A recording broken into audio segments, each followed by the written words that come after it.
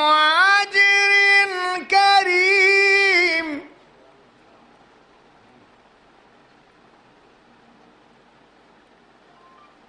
إنا نحن نحيي الموتى ونكتب ما قدموا وآثارهم وكل شيء أحصيناه في إمام مبين.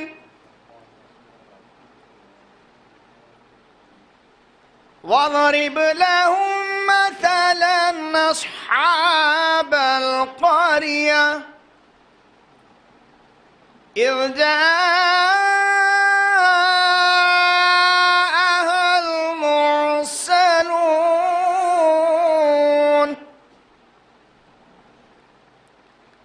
إذ أرسلنا إليهم اثنين فكذبوهما فعززنا بثالث فقالوا إنا إليكم مرسلون. قالوا ما أنتم إلا بشر مثلنا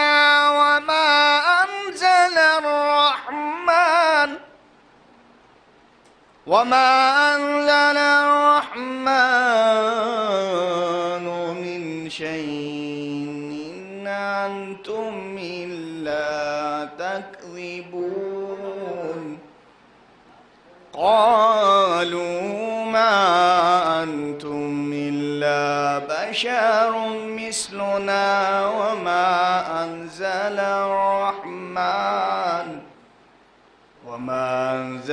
الرحمن من شيء إن أنتم إلا تكذبون. وكل شيء أحصيناه في إمام مبين. صدق الله العلي العظيم وصدق رسوله النبي الكريم. اللهم وصل على علي أمير المؤمنين ووصي رسول رب العالمين عبدك ووليك ورسولك وآياتك الكبرى والنبع العظيم. اللهم ارزقنا زيارة قبر الحسين وفي الآخرة شفاعة الحسين. اللهم اكتبنا في زوار الحسين واجعلنا من باكين من عزاء الحسين. اللهم اشرنا في زمرة الحسين. اللهم ادخلنا الجنة باب الحسين عليه السلام برحمتك يا أرحم الراحمين. اللهم صل على محمد وآل محمد.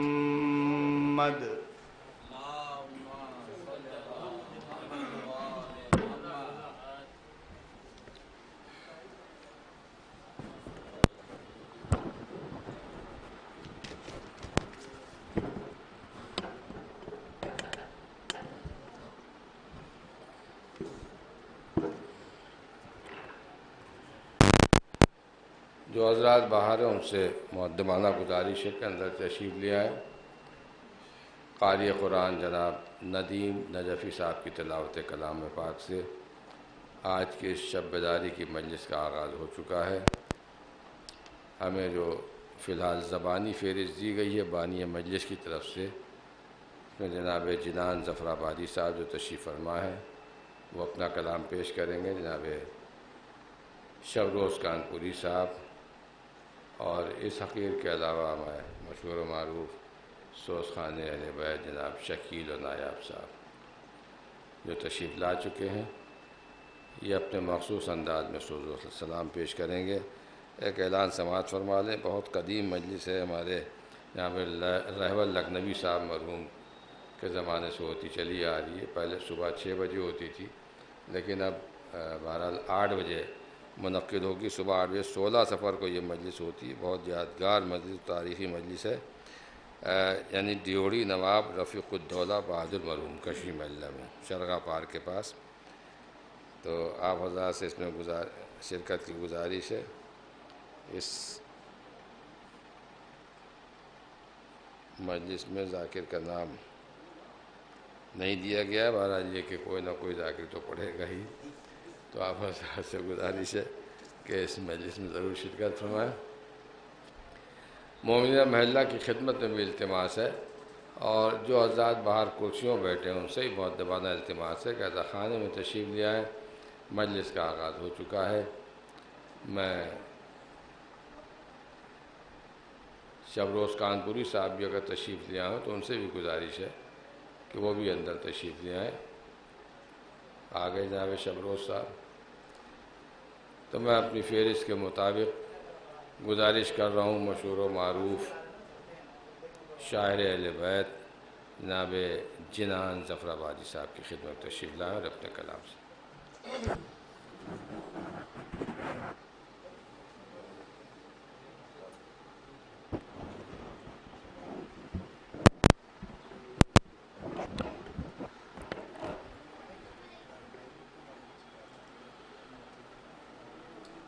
ایک صلوات بھیجیں مل جل کے حضرات۔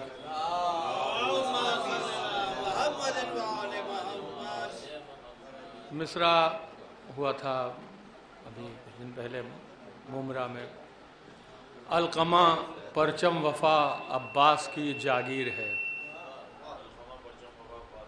چند اشعار پیش کر رہا ہوں، سماعت فرمائیں۔ مطلب بطور خاص: آرزوئے مرتضیٰ کی ایک حسین تعمیر ہے،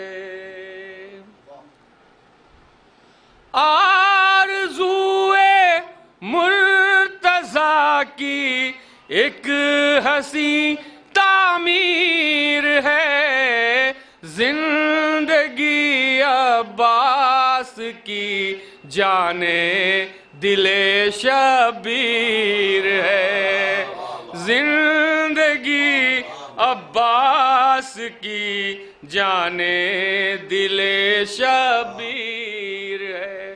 شعر بطور خاص سنیے گا ساتھ۔ خوف کے مارے ادھر کی فوج ہوتی ہے ادھر،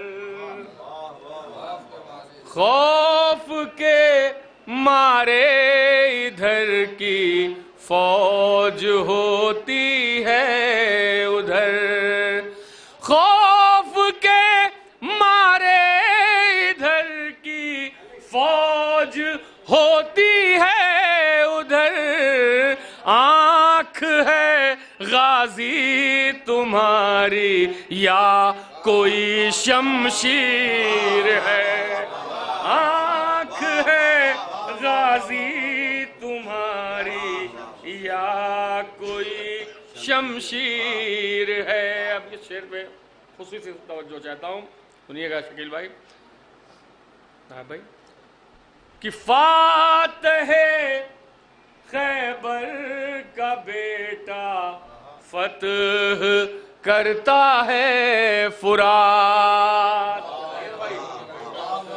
فاتح خیبر کا بیٹا فتح کرتا ہے فرات، وہ علی کا خواب تھا یہ خواب کی تعبیر ہے، وہ علی کا خواب تھا یہ خواب کی تعبیر ہے۔ اور شعر بطور خاص: غیظ میں سقا ہے سیلاب شجاعت کو لیے، غیظ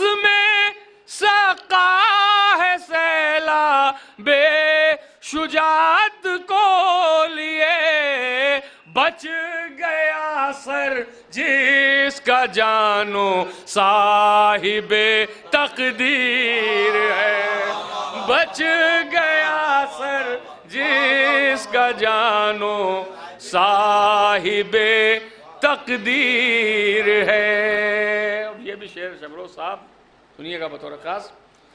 آ گئی وحی الہی دیجئے سجدے کو طول،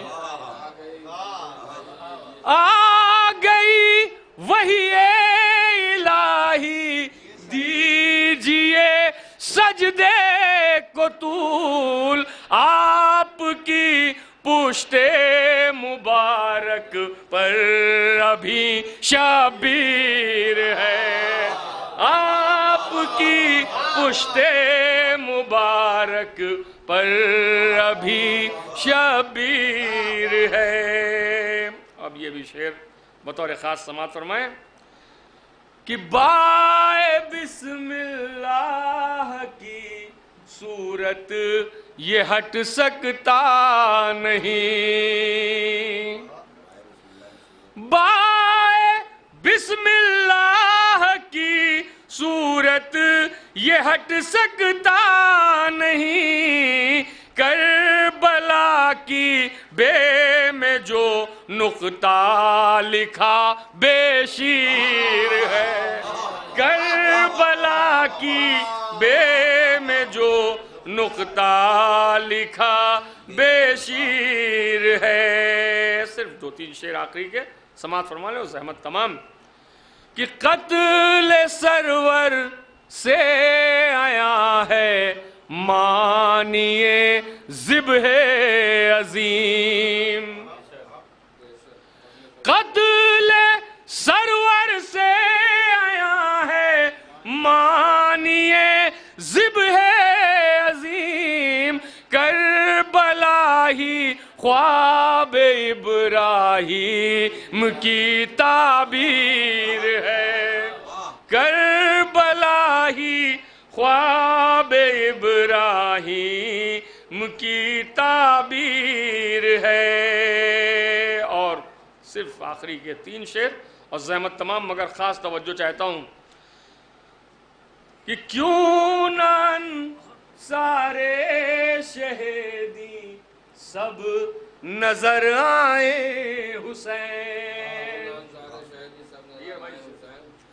کیوں نہ انصار شہیدی سب نظر آئے حسین، ہے 72 آئینے پر ایک ہی تصویر ہے 72 آئینے پر ایک ہی تصویر ہے۔ اس میں خصوصی مصرع جو قافیہ دیا گیا تھا وہ تھا زنجیر، وہ کوشش کیا تھا، سنیے گا بطور خاص۔ کر لیا ہے خود اسیروں نے اسیری کو اسیر، کر لیا ہے خود اسیروں نے اسیری کو اسیر، کر لیا ہے خود اسیروں نے اسیری کو اسیر، اپنے ہر حلقے میں اب جکڑی ہوئی زنجیر ہے، اپنے ہر حلقے میں خود جکڑی ہوئی زنجیر ہے۔ میرا پسندیدہ شعر آخری شعر بطور خاص سنیے گا۔ انما کا مرکز حق ہے جناب فاطمہ،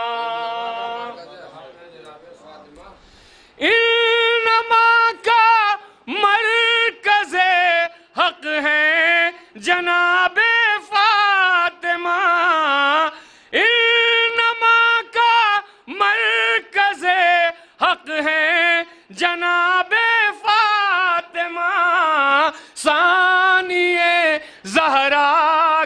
منزل حاصل تطہیر ہے، ثانی زہرا کی منزل حاصل تطہیر ہے۔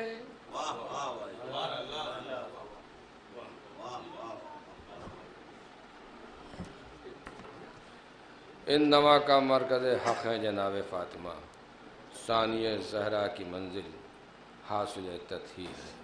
خوبصورت اشعار سے نوازے تھے جناب جنان ظفر آبادی صاحب۔ حضرات یہ اعلان سماعت فرما لیں کہ اربعین کے موقع پر چہلم کا دن گزرنے کے بعد یعنی 20 صفر کو بیت الحزن اور شبیہ نجف کے میدان میں ایک مرکزی مجلس منعقد ہوتی ہے مجلس چہلم کے عنوان سے، اور وہ اس سال منعقد ہوگی شب میں 9 بجے۔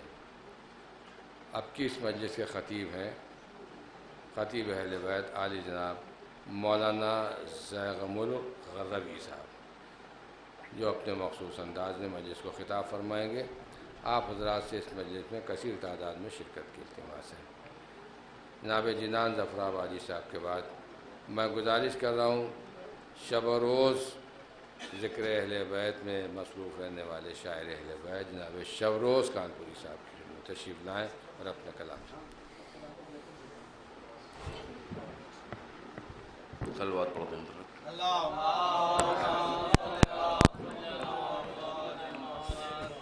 حضرات سب سے پہلے میں 4 مصرے حالات حاضرہ پر پڑھنا چاہتا ہوں، سماعت فرمائیں۔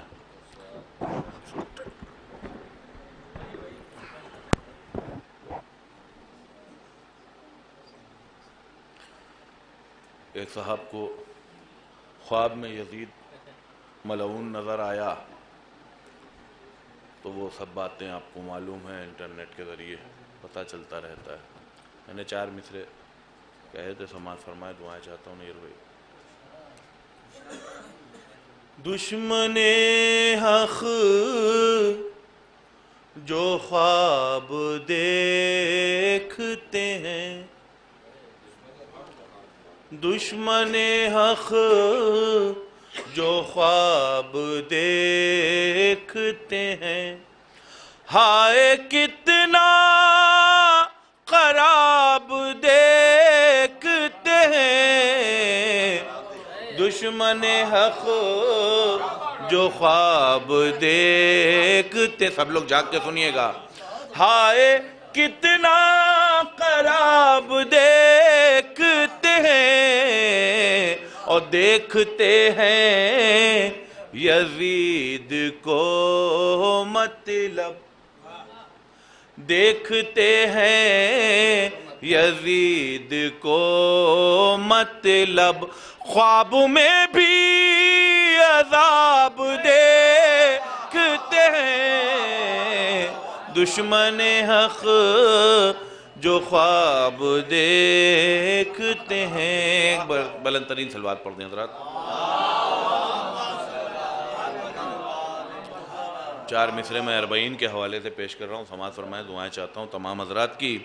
صفے پکے بو بلا کے چلے کروڑوں لوگ، زمانے بھر کی نظر آج اربعین پہ ہے، اور چمک رہا ہے ستارے کے مثل ہے ضائع، یہ لگ رہا ہے کہ خود آسمان زمین پہ ہے، یہ لگ رہا ہے کہ خود آسمان زمین پہ ہے۔ ابھی شہر کانپور میں ایک طرح ہی شب بیداری ہوئی تھی، مصرع تھا، سطح کاغذ پہ قلم رک گیا لکھ کر آنسو، سطح کاغذ پہ قلم رک گیا لکھ کر آنسو۔ ایک مطلع چند شعر پیش کر رہا ہوں، شعراء سے مطلع کی دعائیں چاہتا ہوں، مطلع کی سماعت فرمائیں۔ اس لیے کھاتے رہے فتووں کے پتھر آنسو، اس لیے کھاتے رہے فتووں کے پتھر آنسو، اس لیے کھاتے رہے فتووں کے پتھر آنسو، ہیں غم صبت پیمبر کے پیمبر آنسو، ہیں غم صبت پیمبر کے پیمبر آنسو، اور میرے سینے میں دھڑکتا ہے دل کرب و بلا، میرے سینے میں دھڑکتا ہے دل کرب و بلا، میری آنکھوں میں چمکتے ہیں بہاتے آنسو، میری آنکھوں میں چمکتے ہیں بہاتے آنسو۔ دعا چاہتا ہوں تمام، بہت بہت بہت شکریہ۔ اہل علم کا مجمع ہے، تمہید کی کوئی ضرورت نہیں، سماعت فرمائیں۔ میرے سینے میں دھڑکتا ہے دل کرب و بلا، میری آنکھوں میں چمکتے ہیں بہتے آنسو، اور جتنا پانی ہے وہ سب وقف ہے سرور کے لیے، جتنا پانی ہے وہ سب وقف ہے سرور کے لیے، ہم بہاتے ہی نہیں اور کسی پہ آنسو، ہم بہاتے ہی نہیں اور کسی پہ آنسو، ہم بہاتے ہی نہیں۔ اور 14 صدیوں سے ابھی تک یہ سفر جاری ہے، 14 صدیوں سے ابھی تک یہ سفر جاری ہے، ایک پیاسے پا بہاتے ہیں سمندر آنسو، ایک پیاسے پا بہاتے ہیں سمندر آنسو، ایک ایک بوند چمکتی ہے ستاروں کی طرح، ایک ایک بوند چمکتی ہے ستاروں کی طرح، ہے عزاداروں کی پلکوں پا منور آنسو، ہے عزاداروں کی پلکوں پا منور آنسو۔ تمام لوگوں کی شرکت چاہتا ہوں، شعر میں دعائیں چاہتا ہوں۔ نیئر بھائی دیکھیے گا، اب رہا گھیرے ہے کعبے کو غم سرور کے، اب رہا گھیرے ہے کعبے کو غم سرور کے، اب رہا گھیرے ہے کعبے کو غم سرور کے، بن کے نکلیں گے ابابیل کا لشکر آنسو، بن کے نکلیں گے ابابیل کا لشکر آنسو، بن کے نکلیں گے ابابیل کا لشکر آنسو۔ دعائیں چاہتا ہوں، شعر پر سماعت فرمائیں۔ غم سرور میں جو نکلے انہیں زہرا نے رکھا، غم سرور کے جو نکلے انہیں زہرا نے رکھا، غم دنیا کے بھٹکتے رہے در در آنسو، غم دنیا کے بھٹکتے رہے در در آنسو، غم دنیا۔ آپ سب کی جانب سے یہ آپ کے دل کی بات کہی ہے، آپ اپنے اوپر لے کے شعر سماعت فرمائیں کہ جس کے دروازے پا آتے ہوں سلامی کو ملک، شرف سنیے اپنا، جس کے دروازے پا آتے ہو سلامی کو ملک، اس کے رومال میں جاتا ہے میرا ہر آنسو، اس کے رومال میں جاتا ہے میرا ہر آنسو، اس کے رومال میں جاتا ہے میرا ہے آنسو۔ اور ایک مطلب اور رہ گیا تھا، سماعت فرما لیں، یہ تھوڑا سا مطلب دعائیں چاہتا ہوں۔ اس لیے کھاتے رہے فتووں کے پتھر آنسو، ہے غم صبت پیمبر کے پیمبر آنسو، اور ایک لمحہ بھی ایک لمحہ نہ رکے آنکھوں کے اندر آنسو، ایک لمحہ نہ رکے آنکھوں کے اندر آنسو، نام شبیر سنا آ گئے باہر آنسو، نام شبیر بالکل سامنے کا مطلع ہے، نام شبیر سنا آ گئے باہر آنسو۔ اور مقطع کا شعر پیش کر رہا ہوں، سماعت فرمائیں۔ دشمن شاہ رہے چین سے کیسے شب روز، دشمن شاہ رہے چین سے کیسے شب روز، آج بھی ان کو نظر آتے ہیں خنجر آنسو، آج بھی ان کو نظر آتے ہیں خنجر آنسو، اس لیے کھاتے رہے فتووں کے پتھر آنسو، ہیں غم صبت پیمبر کے پیمبر آنسو بر محمد۔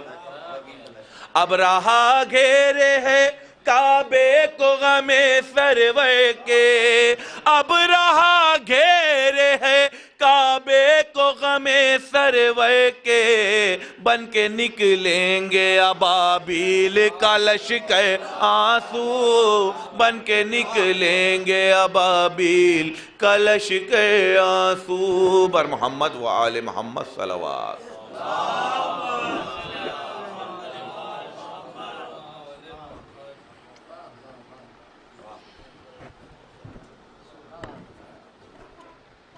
اس لیے کھاتے رہے فتووں کے پتھر آنسو، ہے غم صبت پیمبر کے پیمبر آنسو۔ خوبصورت کلام سے نوازے جناب شبروز کانپوری صاحب۔ شبروز صاحب نے ایک خواب کا ذکر کیا، سب نے کلپ دیکھی ہوگی، تو ظاہر ہے کہ کوئی خواب دیکھنے کا حق ہے کسی کو، تو تعبیر دینے کا بھی حق ہے کسی کو، تو میں بھی ایک قطع تعبیر میں نے نظم کی، اس کی مدد میں عرض کر رہا ہوں کہ تعبیر اس کی اس کے سوا اور کیا میں دوں، تعبیر اس کی اس کے سوا اور کیا میں دوں، دونوں ہی ہیں شریک خدا کے عذاب میں، تعبیر اس کی اس کے سوا اور کیا میں دوں، دونوں ہی ہیں شریک خدا کے عذاب میں، پیر و مرید ہوں گے جہنم میں ساتھ ساتھ، تعبیر اس کی اس کے سوا اور کیا میں دوں، دونوں ہی ہیں شریک خدا کے عذاب میں، پیر و مرید ہوں گے جہنم میں ساتھ ساتھ، شیطان نے یزید کو دیکھا ہے خواب میں،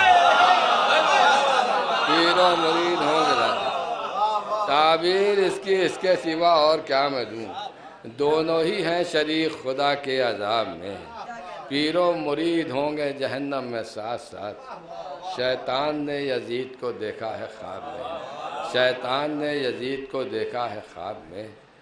یہ بھی قطع مظاہر مان نے بھی کچھ دن پہلے قبلہ وہ خاک شفا کی نیلامی ہوئی تھی، تو میں نے قطع کہا تھا، یہاں یاد آ رہا پڑھوں اس موقع پر کہ بھائی کوئی چیز نیلام کب کی جاتی ہے جب اپنی کوئی چیز چھڑانا ہوتی ہے، تو اب مظاہر فرمایا کہ یوں ہی تو عرض پاک کی توہین کی نہیں، یوں ہی تو عرض پاک کی توہین کی نہیں، کچھ تو ضرور آپ کے دل میں غبار تھا، یوں ہی تو عرض پاک کی توہین کی نہیں، کچھ تو ضرور آپ کے دل میں غبار تھا، خاک شفا کو کر دیا نیلام کس لیے، کیا کربلا پہ آپ کا پیسہ ادھار تھا، خاک شفا کو کر دیا نیلام کس لیے، کیا کربلا پہ آپ کا پیسہ ادھار تھا، کیا کربلا پہ آپ کا پیسہ ادھار تھا۔ ایک صلوات بھیجیں بر محمد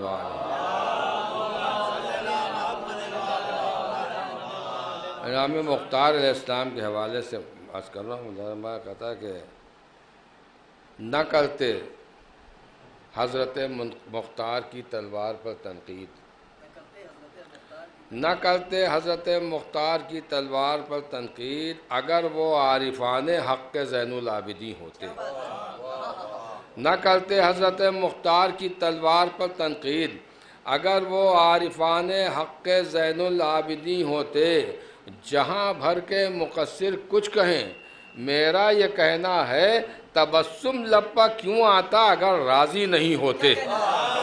جہاں بھر کے مقصر کچھ کہیں، میرا یہ کہنا ہے نہ کرتے حضرت مختار کی تلوار پر تنقید اگر وہ عارفان حق زین العابدین ہوتے۔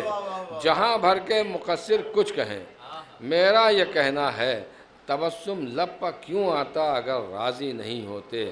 تبسم لب پر کیوں آتا اگر راضی نہیں ہوتے۔ مولانا فرمایا کہ مکمل خون کا بدلہ امام وقت ہی لیں گے۔ مکمل خون کا بدلہ امام وقت ہی لیں گے کہ جدہ فاطمہ زہرا کو مولا نے زباں دی ہے۔ مکمل خون کا بدلہ امام وقت ہی لیں گے کہ جدہ فاطمہ زہرا کو مولا نے زباں دی۔ اب یہ دو مصرے میں کہ جدہ فاطمہ زہرا کو مولا نے زباں دی ہے، مگر مختار تم نے بعد سرور کھینچ کے تلوار نماز انتقام خون سرور کی اذاں دی ہے۔ مگر مختار تم نے بعد سرور کھینچ کے تلوار ہے۔ مکمل خون کا بدلہ امام وقت ہی لیں گے۔ مکمل خون کا بدلہ امام وقت ہی لیں گے کہ جدہ فاطمہ زہرا کو مولا نے زباں دی ہے، مگر مختار تم نے بعد سرور کھینچ کے تلوار نماز انتقام خون سرور کی اذاں دی ہے۔ نماز انتقام خون سرور کی اذاں دی۔ ایک صلوات بھیجیں بر محمد والے۔ یہ اعتراض ہوتا ہے کہ امام وقت سے اس کی اجازت نہیں لی تھی۔ اب مولانا فرمائے دلیل کے ساتھ کہ اجازت کہاں لی جاتی ہے، کس موقع پر نہیں لی جاتی۔ مولانا فرمائے کہ عمل دیکھا فقیہ شہ کا تو مختار نے جانا، یہاں بھی حبیب نے مزاح اسلام۔ عمل دیکھا فقیہ شہ کا تو مختار نے جانا کہ گستاخ امامت سے رعایت کی نہیں جاتی۔ عمل دیکھا فقیہ شہ کا تو مختار نے جانا کہ گستاخ امامت سے رعایت کی نہیں جاتی، فقط بدلہ لیا جاتا ہے گستاخ امامت سے، امام وقت سے اس کی اجازت لی نہیں جاتی۔ فقط بدلہ لیا جاتا ہے گستاخ امامت سے، فقط فتویٰ لیا جاتا ہے گستاخ امامت سے، امام وقت سے اس کی اجازت لی نہیں جاتی۔ اور یہ آخری قطعہ ایک اور مدار ہمارے کہ اے تیغ حضرت مختار بعد کرب و بلا،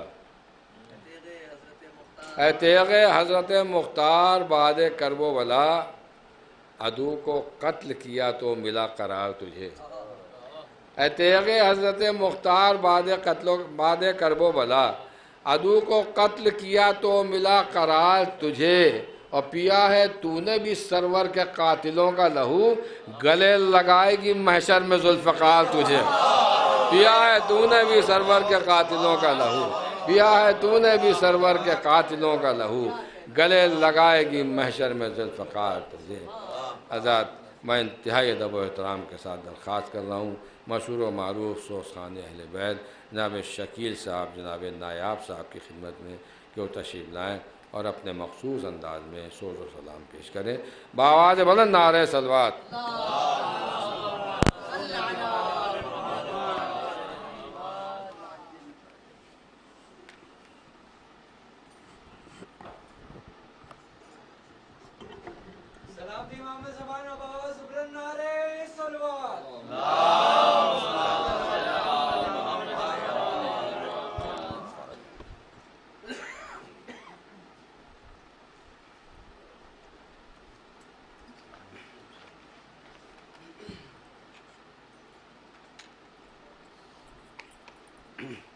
جمال محمد کمال علی کل ایمان نعرہ حیدری، ہر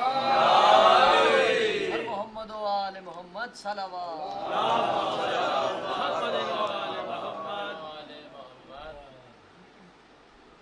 جناب نظر عسکری صاحب کا کلام ہمارے جناب عباس صاحب نے اس کی فرمائش کی ہے، سماعت فرمائی، اور اس سے پہلے جناب سرور نواب سرور صاحب کا یہ مسئلہ اور ایک شعر ہے ارشاد ہے۔ سماعت فرمائی ایک صلوات اور دیجیے۔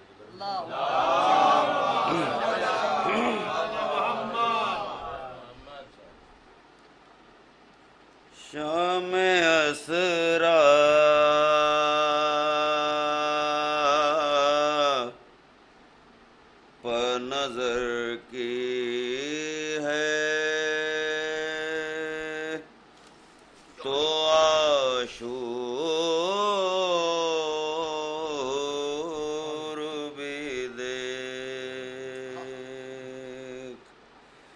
شام اسرا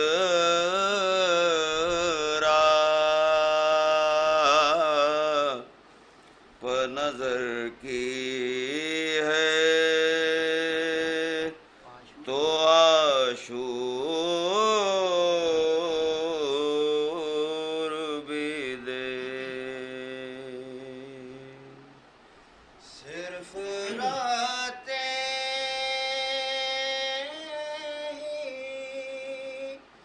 نہیں دن بھی بڑا ہوتا ہے صرف راتیں نہیں دن بھی بڑا ہوتا ہے اس طرح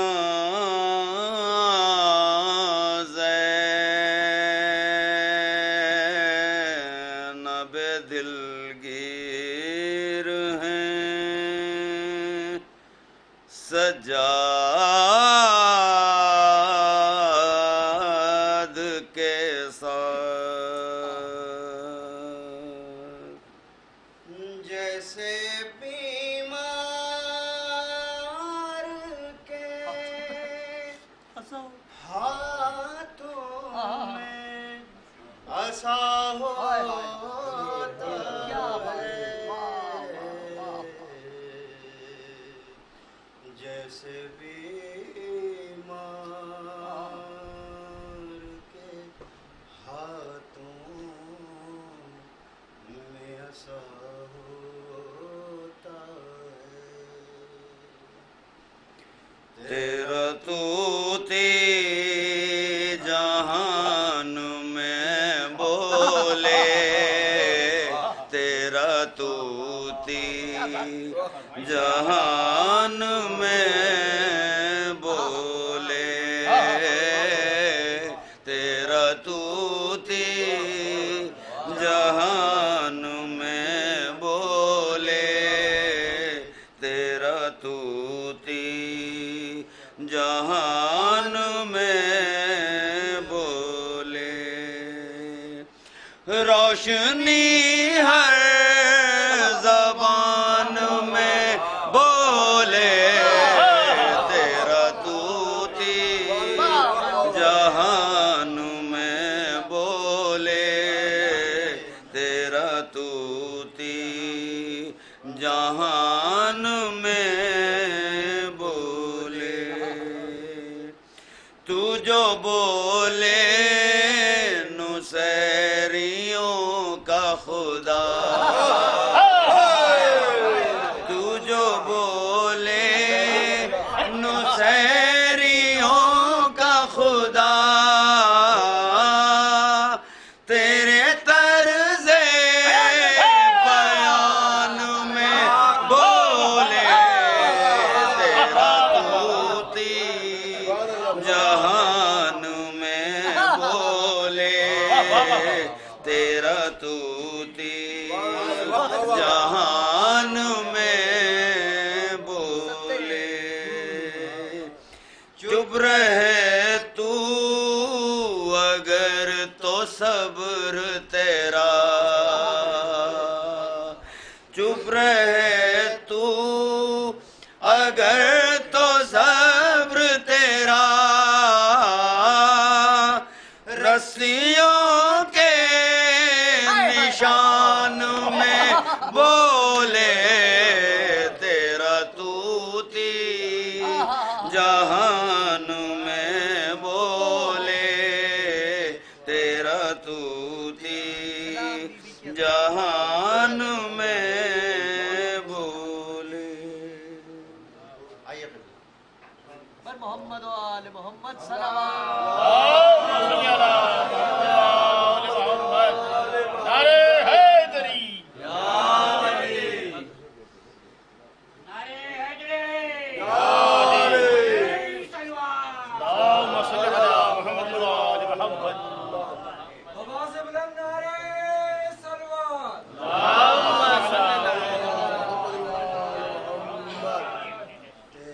تو جہان میں بولے تیرا طوطی جہان میں بولے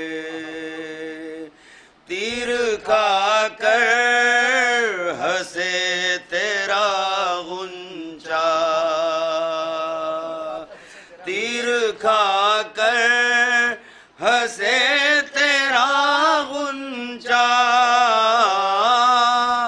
مرگ ظالم کمان میں بولے تیرا طوطی جہان میں بولے تیرا طوطی جہان میں بولے تجھ سے پال دے بڑا ہو کر تجھ سے پال دے بڑا ہو کر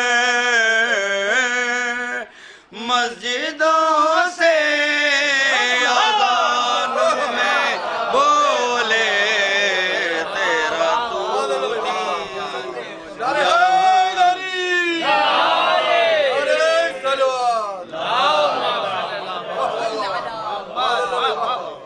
تیرا طوطی جہان میں بولے تیرا طوطی جہان میں بولے بعد مجلس بھی میرے گھر کی قسم بعد مجلس بھی میرے گھر کی قسم تیری آہٹ مکان میں بولے تیرا طوطی جہان میں بولے تیرا طوطی جہان میں بولے مشورہ کر رہا ہے تجھ سے ایمان مشورہ کر رہا ہے تجھ سے ایمان کون اب درمیان میں بولے تیرا طوطی جہان میں بولے تیرا طوطی جہان میں بولے لفظ کنگال اور فکر فقیر لفظ کنگال اور فکر فقیر کیا کوئی تیری شان میں بولے تیرا طوطی جہان میں بولے تیرا طوطی جہان میں بولے فاتحہ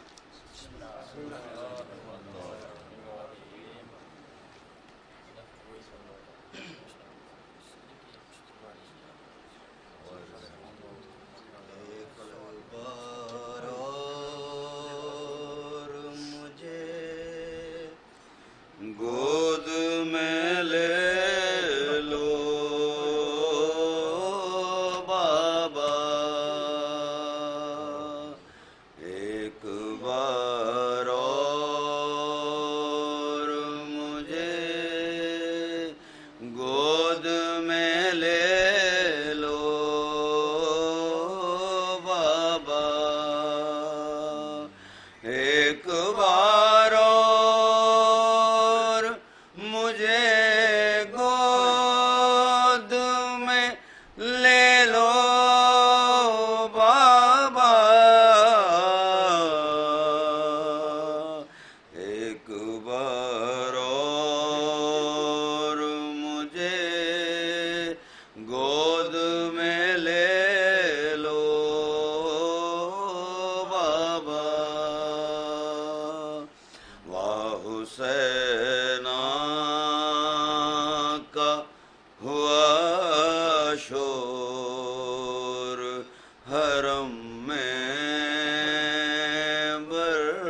پا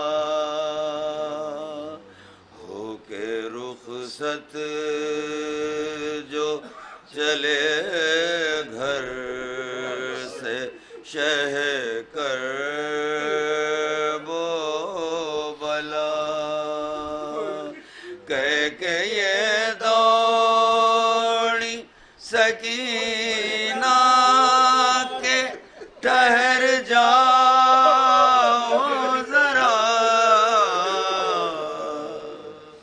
ایک بار اور مجھے گود میں لے لو بابا بابا سینے سے سکینہ کو لگاتے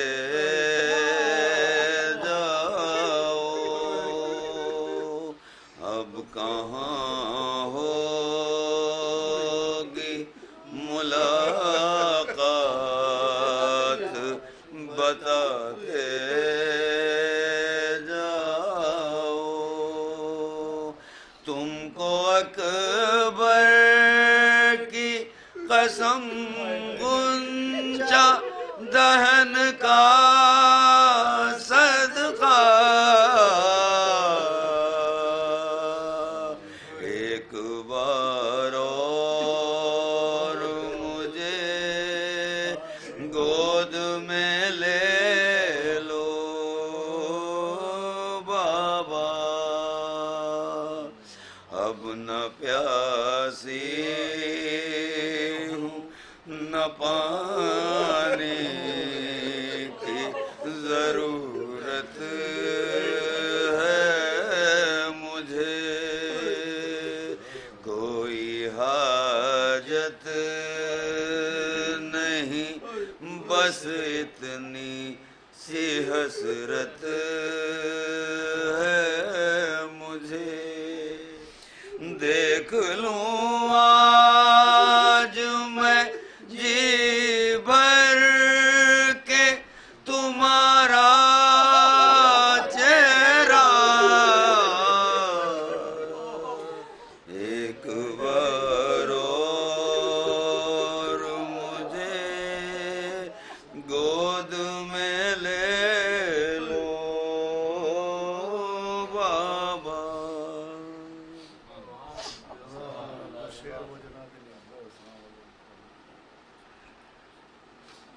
جگر کے درد کو دبائے جاتے ہیں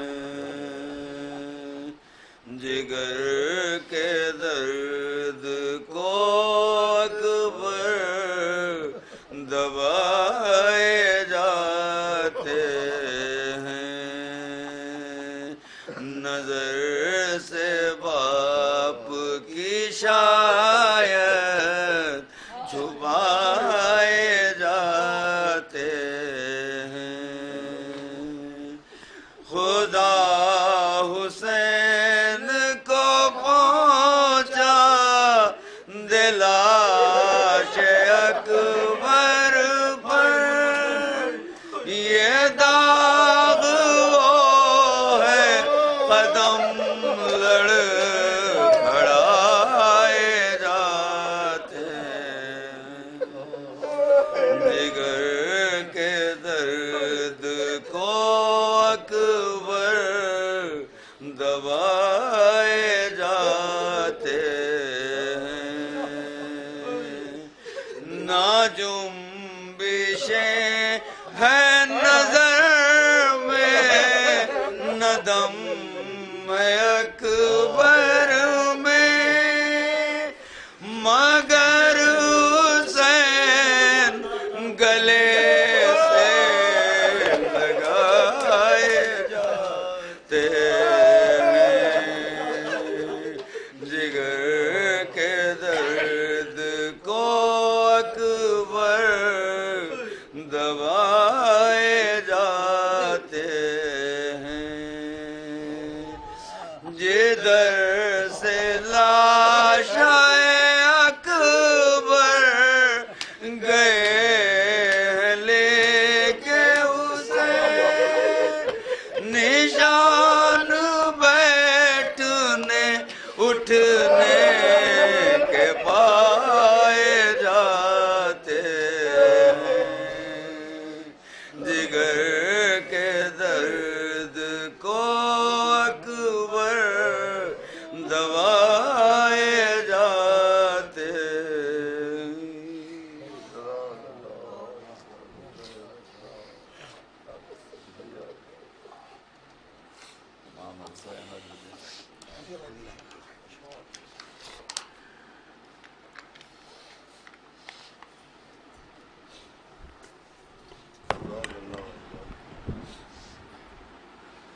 افسوس خان اہل بیت جناب شکیل صاحب نایاب صاحب نے مخصوص انداز میں انتہائی پرگرد اور پرسوز سلام و نوحہ پیش کر رہے تھے۔ حضرات اعلان سماعت فرما دیں کہ 16 صفر کو ڈیوڑی رفیق الدولہ بہادر کشمیر اللہ یعنی شاعر اہل بیت جناب رہبر لکھنوی صاحب مرحوم قیدہ خانے میں صبح 8 بجے مجلس منعقد ہوگی۔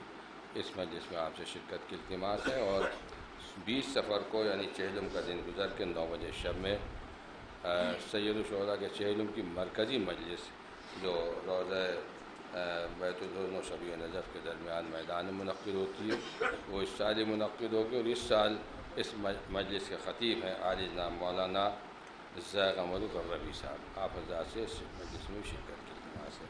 میں انتہائی ادب و احترام کے ساتھ درخواست گزار ہوں خطیب انقلاب عالی جناب مولانا سید عباس شاہ صاحب قبلہ نقوی کی خدمت میں تشریف لائیں، رونق افروز و منبر ہو کر مجلس کو خطاب کریں۔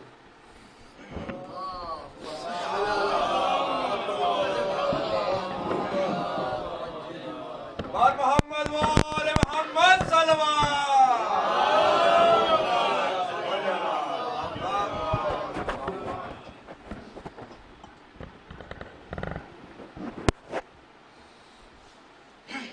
فاتحہ۔ بسم اللہ الرحمن الرحیم۔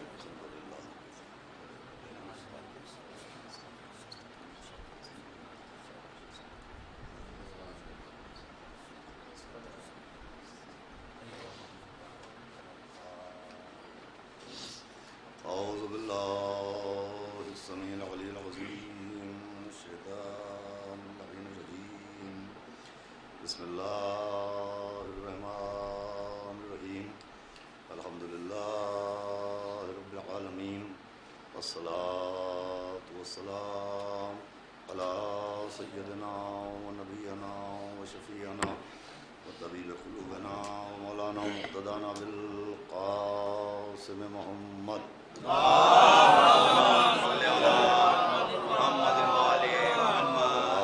آلہ الطیبین الطاہرین المعصومین ولعنۃ اللہ علی اعدائہم اجمعین من یومنا ھذا الی یوم الدین۔ اما بعد فقد قال رسول اللہ صلی اللہ علیہ وآلہ وسلم بسم اللہ الرحمن الرحیم۔ یا علی انت اخی فی الدنیا والآخرہ۔ صلوات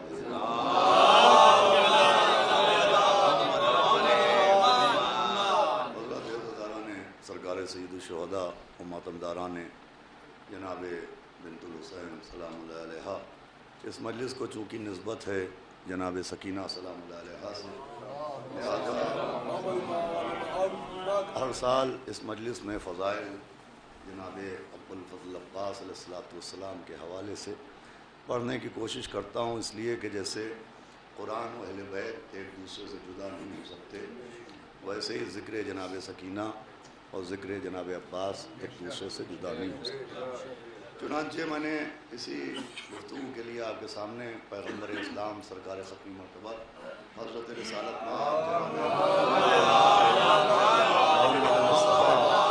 صلی اللہ علیہ وآلہ وسلم کی جس حدیث کی تلاوت کرنے کا شرف حاصل کیا، اس میں پیغمبر نے جناب امیر المومنین علیہ السلام سے مخاطب ہو کے فرمایا کہ یا علی انت اخی فی الدنیا والآخرہ، کہ اے علی آپ ہی میرے بھائی ہیں اس دنیا میں بھی اور آپ ہی میرے بھائی ہیں آخرت میں بھی۔ دیکھیے جیسے آیات قرآن کا ایک پس منظر ہوتا ہے کہ یہ آیت کب نازل ہوئی اور کیوں نازل ہوئی، کس وجہ سے نازل ہوئی، بشارتاً نازل ہوئی یا نظارتاً نازل ہوئی، ویسے ہی احادیث کا بھی ایک پس منظر ہوتا ہے کہ کون سی حدیث پیغمبر نے کس موقع پر اور کس سبب بیان فرمائی۔ چنانچہ اس حدیث کے لیے تمام ملت مسلمہ کے علماء متفق ہیں کہ جب پیغمبر ہجرت کر کے مکے سے مدینہ تشریف لائے تو اس وقت دو طرح کے مسلمان تھے، کچھ وہ تھے جو مہاجرین کہلاتے تھے اور کچھ وہ تھے جو انصار کہلاتے تھے۔ مہاجرین وہ کہلاتے تھے جو ہجرت کر کے مکے سے مدینہ پیغمبر کے ساتھ آئے تھے، اور انصار وہ کہلاتے تھے جو مدینہ کے رہنے والے تھے اور انہوں نے پیغمبر سے وعدہ نصرت کیا تھا۔ تو اب یہ دو طرح کے مسلمان تھے، مہاجر و انصار۔ تو ایک دن پیغمبر نے مدینہ میں ایک تقریب کا انعقاد کیا، جس تقریب کا نام जिस प्रोग्राम का नाम अक़्द मुआख़ात है कि पैगंबर ने एक तकरीब मुनक़िद की और उसमें तमाम असहाब को जमा किया, मुहाजिर व अंसार को जमा किया और सबको एक दूसरे का भाई बनाया और सीग़े उख़ुवत जारी किया, सबको एक दूसरे का भाई बनाया। आप देखिए ये इतना अहम वाक़या है कि शिबली नुमानी जैसे मुअर्रिख़ ने बहुत ही वज़ाहत और सराहत के साथ इस वाक़े को अपनी किताब में दर्ज किया और दर्ज करने के साथ ये भी दर्ज किया कि जब पैगंबर ने असहाब में एक दूसरे का भाई लोगों को बनाना शुरू किया तो पैगंबर ने यूं ही रस्मन भाई नहीं बनाया बल्कि मिजाज देख के भाई बनाया, तबीयतें देख के भाई बनाया, आदतें देख के भाई बनाया। शिबली नुमानी लिखते हैं कि जो जैसा था उसको वैसे ही का भाई बनाया, सखी को सखी का भाई बनाया, बहादुर को बहादुर का भाई बनाया। अभी तक पैगंबर ने किसी को अपना भाई करार नहीं दिया था, सबको एक दूसरे का सबको भाई बना दिया, लेकिन किसी को अपना भाई करार नहीं दिया। शायद पैगंबर ने एक पैगाम दिया हो कि जब सहाबी मेरा भाई ना हुआ तो वहाबी मेरा भाई। अब जब सबके भाई बन गए तो उस मजमे में एक रह गए नबी और एक रह गए मौला अली। तो लोगों ने पूछा कि या नबी अल्लाह, ये अली किसके भाई हैं? तो नबी ने जनाब अमीर को सीने से लगाया और फरमाया या अली अंता अखी फिद दुनिया वल आखिरा। सलावत भेजे मोहम्मद कि ए अली आप ही हमारे भाई हैं इस दुनिया में भी आखिरत में भी। अब देखिए इस वाक़े से एक बात का और अंदाज़ा हुआ कि भाई भी दो किस्म के होते हैं, भाई भी दो तरह के होते हैं। एक भाई वो होता है कि माँ बाप एक हैं तो भाई है, खून एक है तो भाई है, कबीला एक है तो भाई है, शजरा एक है तो भाई है। एक भाई माँ बाप की वजह से भाई बनता है, एक भाई खून एक हो तो भाई है, शजरा एक हो तो भाई है। लेकिन इस वाक़े से पता चला कि एक भाई मिजाज की वजह से भी भाई बनता है कि मिजाज एक हो तो भाई हो, तबीयत एक हो तो भाई हो, फितरत एक हो तो भाई हो। ये दो तरह की किस्में हैं, एक ख़ानदान की वजह से, कबीले की वजह से, खून की वजह से, और एक मिजाज की हम आहंगी की वजह से, मिजाज की यकसानियत की वजह से।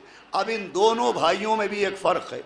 वो भाई जो ख़ानदान की वजह से भाई बनता है, कबीले की वजह से भाई बनता है, खून की वजह से भाई बनता है, वो भाई हो तो जाता है, लेकिन अगर मिजाज एक नहीं होता तो भाई रह नहीं पाता है। हमारे यहाँ भाई रह नहीं पाता है। आप मुझसे दलील पूछिए तो मैं दुनिया के सबसे पहले भाइयों का जिक्र करूं, हाबील और काबिल जैसे भाई, दोनों के माँ बाप एक, रगों में दौड़ने वाला खून एक, जिन गोदियों में पले वो गोदियाँ एक, जिस आंगन में पले बढ़े वो आंगन एक, माँ बाप एक। भाई हाबील और काबिल के माँ बाप एक हैं, खून एक है, शजरा एक है, कबीला एक है, गोदें एक हैं, घर एक है, लेकिन मिजाज एक नहीं था। हाबील का मिजाज और था और काबिल का मिजाज और था। तो काबिल को खून ने भाई बनाया था, माँ बाप ने भाई बनाया था, मगर मिजाज एक नहीं था तो भाई क्यों भाई का कातिल बन गया। मिजाज एक न होने की वजह से वो अपने भाई का कातिल बन गया। अब देखिए शरीयत एक गवाही नहीं मांगती है, शरीयत कहती है दो गवाहियाँ लाओ, तो दोनों गवाहियाँ कुरान में मौजूद है। पहली गवाही काबिल के ज़रिए मिली है और दूसरी गवाही जनाब यूसुफ के भाइयों की जैसी मिली है। भाई वहाँ भी ख़ानदान एक था, वहाँ भी खून एक था, माएँ अलग अलग थी, मगर बाप तो सबके जनाब याकूब थे। तो जो हमारे यहाँ अब वहाँ यूसुफ के भाइयों को खून ने भाई बनाया था, कबीले ने भाई बनाया था, लेकिन मिजाज एक नहीं था तो यूसुफ का हासिद बना दिया। तो जो हमारे यहाँ यूसुफ का दुश्मन बना दिया। ये कौन से भाई हैं जिनका खून एक है, मिजाज एक नहीं, माँ बाप एक हैं, तबीयत एक नहीं, ख़ानदान एक है मगर आदत एक नहीं। अब एक फहरिस्त ये है भाइयों की जिसमें हाबील और काबिल जैसे भाई हैं, जिसमें यूसुफ और उनके भाइयों जैसे भाई हैं। अब एक फहरिस्त और सुनाता हूँ जिसमें जनाब यहिया और ईसा जैसे भाई, जनाब मूसा और हारून जैसे भाई, मौला अली और नबी जैसे भाई, मौला हुसैन व अब्बास जैसे। सलावत भेजे अहमद वाले।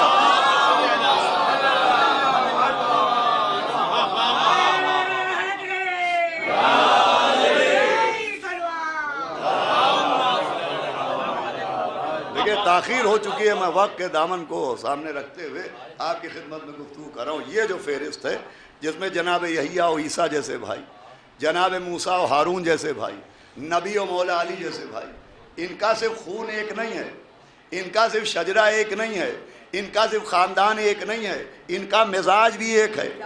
دلیل کیا ہے؟ بھائی جناب یحییٰ نے عیسیٰ کے بھائی ہونے کا حق ادا کیا، یہ دلیل کہ یحییٰ و عیسیٰ کا مزاج ایک۔ ہارون نے جناب موسیٰ کے بھائی ہونے کا حق ادا کیا، یہ دلیل کہ ہارون و موسیٰ کا مزاج ایک۔ مولا علی نے نبی کے بھائی ہونے کا حق ادا کیا، یہ دلیل کہ مولا علی و نبی کا مزاج ایک۔ اب وہ تاریخ جس نے لکھا کہ یحییٰ نے عیسیٰ کا حق ادا کیا، ہارون نے موسیٰ کا حق ادا کیا، مولا علی نے نبی کا حق ادا کیا، اسی نے لکھا کہ جناب عباس نے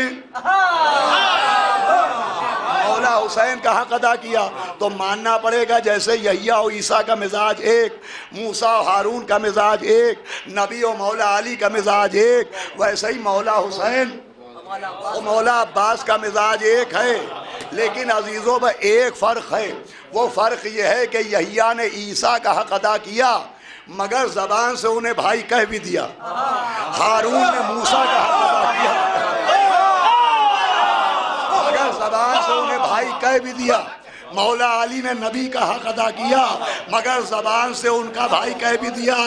دنیا میں وہ ترازو نہیں بنی جو عباس جیسے بھائی کی عظمت کو توڑ سکے۔ بھئی یہ کائنات کا تنہا بھائی ہے جس نے حق ادا کیا ہے بھائی ہونے کا، اعلان کرتا رہا ہے غلام ہونے کا۔ صلوات دے محمد و آل محمد۔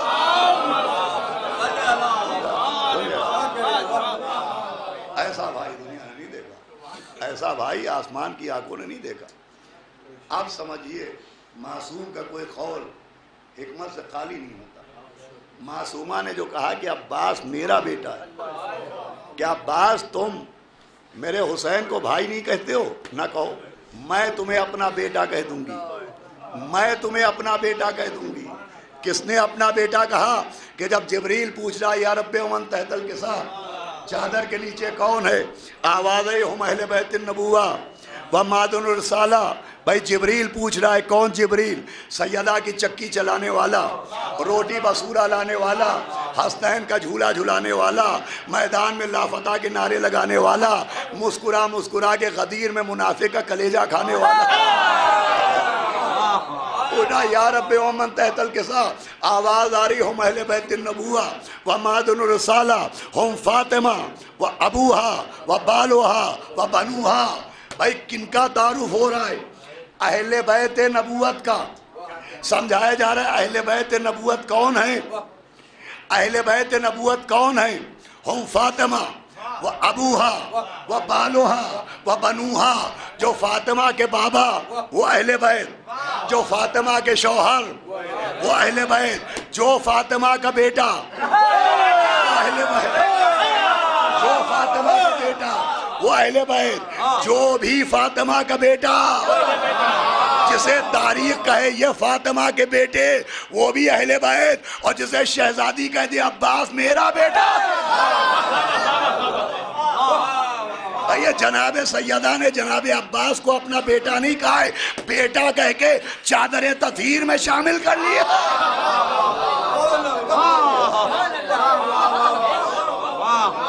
تو کوئی حیرت کی بات نہیں۔ صاحب جناب عباس شامل اہل بیت کیسے ہیں؟ ارے مولا عباس تو مولا عباس ہیں، مولا عباس تو قمر بنی ہاشم ہے، ہلال بنی ہاشم نہیں، قمر بنی ہاشم۔ دیکھیے عربی میں ہلال بھی چاند کو کہتے ہیں اور قمر بھی چاند کو کہتے ہیں، مگر جناب عباس کا لقب ہلال بنی ہاشم نہیں ہے، قمر بنی ہاشم ہے۔ ہلال و قمر کا فرق جانتے ہیں آپ؟ 29 کے چاند کو ہلال کہتے ہیں اور 14ویں کے چاند کو 14 کا چاند۔ صلوات بھیجو محمد۔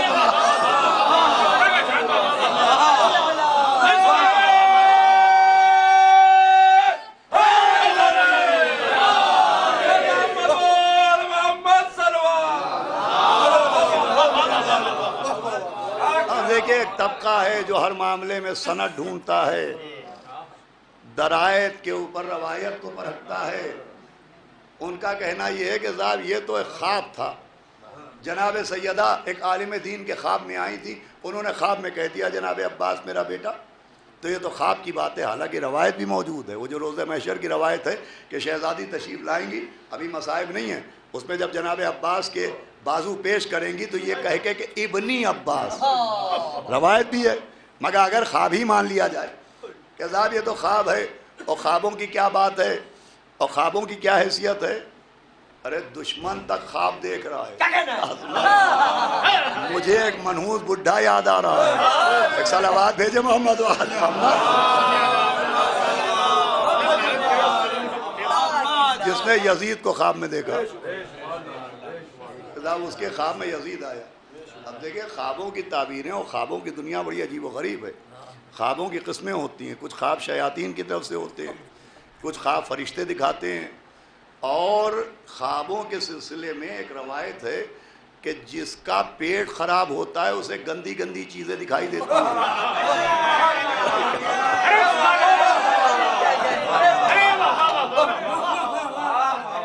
और ये कोई नई बात नहीं कि कोई अजीज ख्वाब में दिखाई दिया। क्या कहना जनाब बहलूल दाना का, क्या कहना जनाब बहलूल दाना का। बहलूल दाना के पास भी एक ऐसा ही शख्स आया, उसने कहा मैंने ख्वाब देखा है। बहलूल दाना से कहा क्या ख्वाब देखा है? कहा मैंने ख्वाब देखा है कि एक बहुत बड़ी तराजू है और उसके एक पल्ले में पैगंबर इस्लाम तशरीफ फरमाए और दूसरे पल्ले में पहले को बिठाया गया, तो वो पैगंबर बराबर निकले। और पहला उतरा, दूसरे को बिठाया गया तो वो भी पैगंबर के बराबर। और फिर दूसरे के बाद तीसरे को उस पल्ले पर बिठाया गया, कहा वो भी पैगंबर के बराबर। तो ये कहने के बाद ख्वाब सुनाने वाले ने कहा कि फिर मेरी आँख खुल गई। 3 के बाद मेरी आँख खुल गई, मैंने देखा ही नहीं कि उसके बाद क्या हुआ। तो जनाब बहलूल दाना ने कहा कि अगर ख्वाब सही है तो तराजू में डंडी मारी गई है।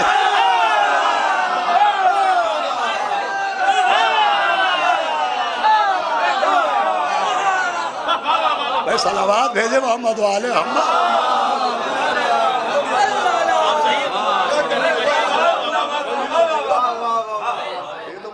अच्छा देखिए ख्वाबों का मामला जब बात आई है तो पूरी मजलिस ख्वाब ही पर ना हो जाए, लेकिन एक बात सुनाना ज़रूरी समझता हूँ। ख्वाबों की दुनिया बड़ी अजीब व गरीब है और ख्वाब के लिए हुक्म है कि ख्वाब से ज़्यादा अहमियत ताबीर की होती है।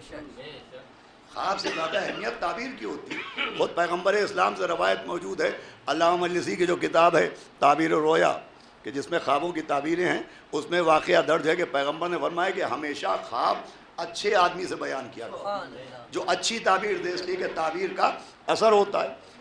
पैगम्बर इस्लाम के पास एक औरत आई, उसने कहा हज़रत मेरा शौहर सफ़र पर गया है और मैंने ख्वाब देखा कि मेरे घर का एक सतून टूट के गिर गया है। तो पैगम्बर ने फरमाया इंशाअल्लाह तेरा शौहर ज़िंदा व सलामत वापस आएगा।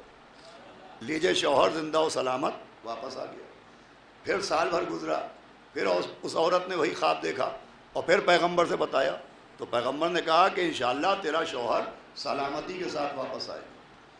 ये दूसरे साल हुआ और उसका शौहर वापस आया। तीसरे साल उसका शौहर फिर सफ़र पर गया और जब वो सफ़र पर गया तो इस औरत ने फिर वही ख्वाब देखा। अब ये परेशान दौड़ती हुई भाई 3 साल एक ही ख्वाब देख रही है, मस्जिद नबवी की तरफ जा रही है कि नबी से जाके ख्वाब बताऊं, उनसे ताबीर हासिल करूं कि ये जो मुरीद जिसने यजीद को ख्वाब देखा है रास्ते में इसका पीर मिल गया।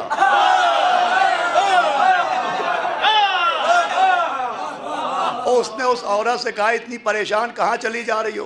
कहा भाई मैंने ख्वाब देखा है। कहा क्या ख्वाब देखा है? कहा मैंने ख्वाब देखा है कि मेरा शौहर सफ़र पर गया है और घर का सुतून, मकान का सुतून गिर गया है। तो इसने फौरन कहा तेरा शौहर मर जाएगा। और शौहर मर गया। वो औरत रोती हुई पैगंबर के पास आई तो पैगंबर ने कहा तूने उसको ताबीर के लिए मुंतखबी क्यों किया? मुझे कहने दीजिए जब पीर की ताबीर ऐसी है तो मुरीद का ख्वाब कैसा?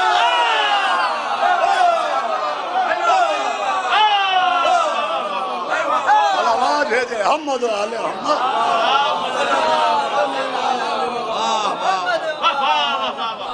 अब ये झूठे ख्वाब थे। और फिर एक और ख्वाब मौजूद है کہ چھٹے امام جعفر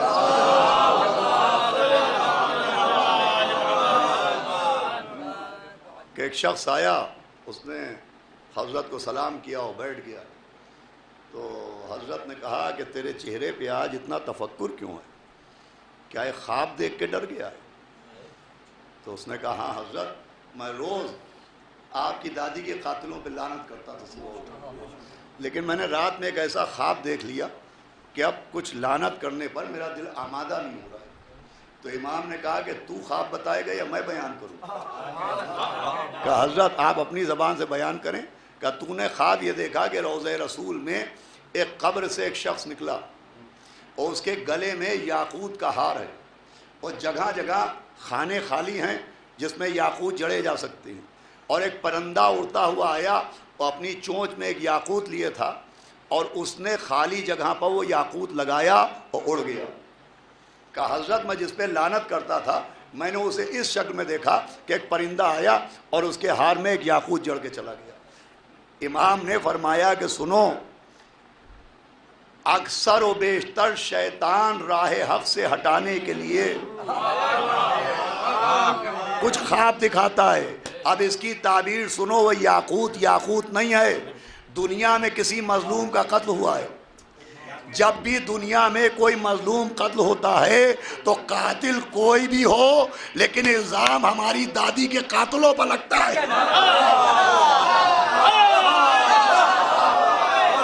اصل ذمہ دار وہی مانے جاتے ہیں۔ صلوات بھیجیں محمد و آل محمد۔ تو یہ تو ہوئے خوابوں کے بعد۔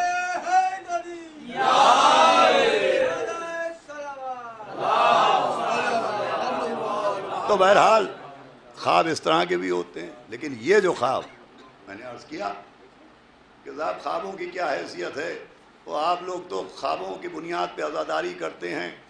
خواب میں تابوت دیکھا ہو تابوت سجا لیا، اور خواب میں علم دیکھا ہو علم اٹھا لیا۔ شریعت میں خوابوں کی کیا اہمیت ہے؟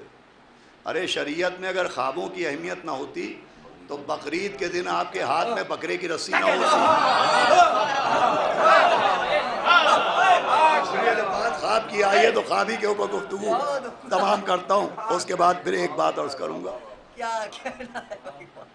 فرعون نے خواب دیکھا، قرآن میں موجود ہے کہ فرعون نے خواب دیکھا کہ آگ کا شعلہ آیا اور اس کے محل پر گرا، اس کا محل خاکستر ہو گیا۔ جب وہ صبح سو کے اٹھا تو اپنے نجومیوں سے بتایا کہ میں نے خواب دیکھا ہے۔ کہ کیا خواب دیکھا ہے؟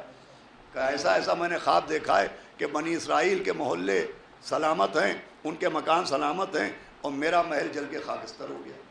تو نجومیوں نے کہا کہ بنی اسرائیل میں ایک بچہ پیدا ہوگا جو تیری تباہی و ہلاکت کا سبب ہوگا۔ خواب کس نے دیکھا؟ فرعون نے۔ یہ خواب کیا تھا؟ جناب موسیٰ کی طرف اس خواب کا اشارہ تھا کہ جناب موسیٰ آئیں گے اور فرعون کی تباہی و ہلاکت کا سبب بن جائیں گے۔ اب مجھے آپ سے پوچھنا ہے، فرعون سچا تھا کہ جھوٹا؟ فرعون سچا تھا کہ جھوٹا؟ بغیر تکلف بتائیں، یہاں کون سے فرعونی بیٹھے ہوئے جو کر رہے ہیں؟ فرعون سچا تھا کہ جھوٹا؟ فرعون تھا جھوٹا، مگر اس کا خواب سچا نکلا کہ جھوٹا؟ بھائی جھوٹے کا خواب سچا نکلا کیوں؟ اس لیے کہ خواب کا تعلق معصوم سے تھا۔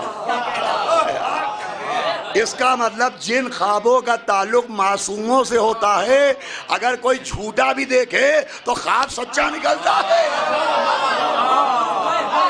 ارے جب فرعون جیسے جھوٹے کا خواب غلط نہ نکلا تو عزاداروں کے خواب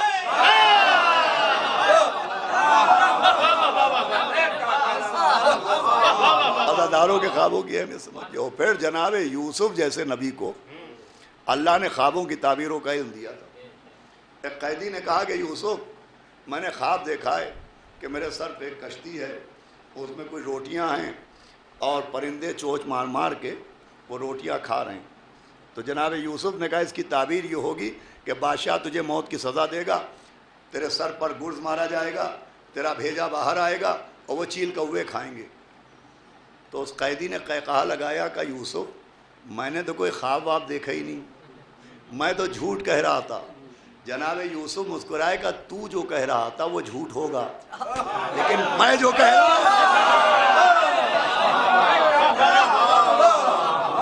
وہ سچ نکلے گا، اور جو یوسف نے کہا وہی نکلا۔ عزیزان گرامی، اس کا مطلب شان معصوم یہ ہے کہ معصوم کے سامنے اگر کوئی جھوٹا جھوٹ بولے تو جھوٹ کا اثر نہیں ہوتا، جو معصوم کہہ دے اس کا اثر ہوتا ہے۔ اب سمجھ میں آیا کہ کچھ جھوٹے ایک زندہ کو مردہ بنا کے لائے۔ علی کے سامنے کچھ جھوٹے ایک جھوٹا جنازہ لائے، لیکن ان کے کہنے سے جھوٹ کا اثر ظاہر نہیں ہوا۔ علی نے کہا کہ اس مردے کی نماز پڑھا۔ صلوات بھیجیں محمد و آل محمد۔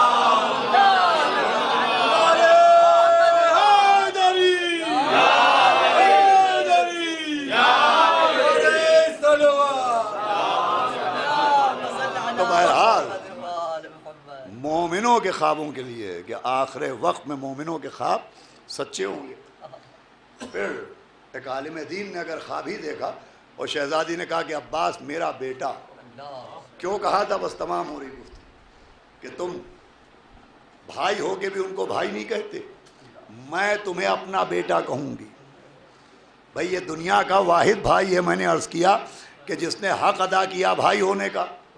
بہت غور سنیے گا، یہ آخری منزل ہے، لیکن اقرار کرتے رہے غلام ہونے کا، اپنے کو ہمیشہ مولا حسین کا غلام مانا۔ مولا حسین انہیں قمر کہہ رہے ہیں، قمر بنی ہاشم کہہ رہے ہیں، قوت بازو کہہ رہے ہیں، اپنا بھائی کہہ رہے ہیں، مگر جناب عباس چاہتے ہیں کہ یہ اپنا غلام سمجھے۔ دیکھیں جناب عباس کے اس مزاج کو سمجھیے کہ یہ مزاج عباس آیا کہاں سے؟ یہ یہاں سے آیا کہ جب نبی کو معراج ہوئی، علامہ مجلسی نے لکھا ہے جب نبی کو معراج ہوئی اور نبی معراج پر پہنچے تو اللہ نے کہا میرے حبیب کوئی تمنا ہے، کوئی خواہش ہے؟ تو کہاں پالنے والے ایک خواہش ہے۔ کہ کیا خواہش ہے؟ کہ تو مجھے اپنا عبد کہہ دے۔ بھئی عربی میں عبد کا معنی بھی غلام ہوتا ہے، توجہ سنیے گا، کہ تو مجھے اپنا عبد کہہ دے۔ اللہ انہیں طٰہٰ کہہ رہا ہے، اللہ انہیں یاسین کہہ رہا ہے، اللہ انہیں رحمت للعالمین کہہ رہا ہے، مگر وہ کیا چاہ رہے ہیں؟ کہ اللہ اپنا عبد کہہ دے۔ یہی وجہ ہے کہ جب ہم نماز پڑھتے ہیں اور تشہد میں نبی کی گواہی دیتے ہیں تو کیا کہتے ہیں؟ اشہد ان محمدً عبدہ و رسولہ۔ یہ نبی کی پسند ہے، چونکہ خواہش معراج میں کی تھی اور نماز مومن کی معراج ہے۔ تو یہ محمدً عبدہ و رسولہ کے ذریعے اسی معراج کی یاد تازہ کی جاتی ہے۔ اس کا مطلب نبی کے لیے جو لفظ عبد آتا ہے تو یہ عبد ہونا ان کی فضیلت کی حد نہیں ہے، ان کی پسند ہے۔ یہ جملہ آپ نے غور سے نہیں سنا، ان کی فضیلت کی حد نہیں ہے، یہ ان کو پسند ہے، لہذا ان کے لیے لفظ عبد آیا۔ عبد کا مطلب ہوتا ہے غلام۔ اب جو مدینے میں جو معراج میں نبی کی پسند ہے وہی مدینے میں جناب عباس کی پسند ہے۔ اور ہمارے آپ وہاں نبی چاہ رہے ہیں کہ اللہ اپنا عبد کہے، اور یہاں مولا حسین کے سامنے جناب عباس اپنے کو غلام کے طور پر پیش کر رہے ہیں۔ اچھا سے مزاج ایک نہیں ہے، یہ واقعہ کتابوں میں آیا، اب حقیقت کیا ہے وہ بات کی بات ہے کہ شمر جب امان نامہ لے کے آیا تو جناب عباس کے لب مطہر پر ایک جملہ آیا کہ تبت یدا کا واللعن اللہ امانوں کا، اے دشمن خدا تیرے ہاتھ ٹوٹ جائیں اور تیری امان پر اللہ کی لعنت ہو۔ بھائی جناب عباس نے شمر سے کیا کہا؟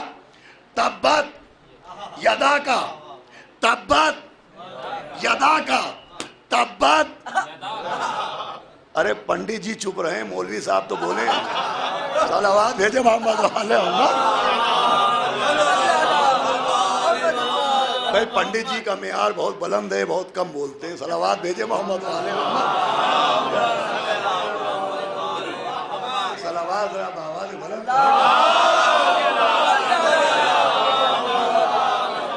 سنیے گا۔ تبت یدا، آپ کو نہ جانے قرآن کا کوئی سورہ یاد آیا کہ نہیں آیا؟ بسم اللہ الرحمن الرحیم. تبت یدا ابی لہب و تب. ابو لہب کے ہاتھ ٹوٹ جائیں. ابو لہب کے ہاتھ ٹوٹ جائیں. اب مزاج کو مزاج سے ملائیے, لہجے کو لہجے سے ملائیے. بھائی مزاج کو مزاج سے ملائیے, لہجے کو لہجے سے ملائیے. جس لہجے میں اللہ نے نانا کے دشمن کو ذلیل کیا, اسی لہجے میں عباس نے نواسے کے دشمن کو.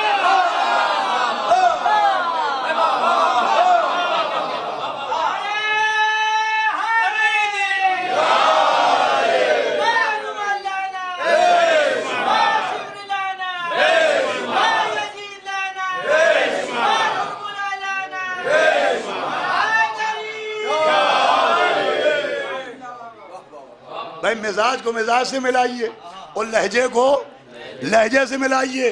مزاج نبی جیسا, لہجہ خدا جیسا. بھائی جناب عباس کا لہجہ اس کے جیسا, مزاج نبی جیسا. تو جب مزاج ایک, لہجہ ایک, تو قانون بھی ایک بنا کہ جب نبی کی گواہی دی جائے گی تو اشہد ان محمدن عبدہ و رسولہ کہا جائے گا, اور جب جناب عباس کی زیارت پڑھی جائے گی تو السلام علیکہ ایھا العبد الصالح.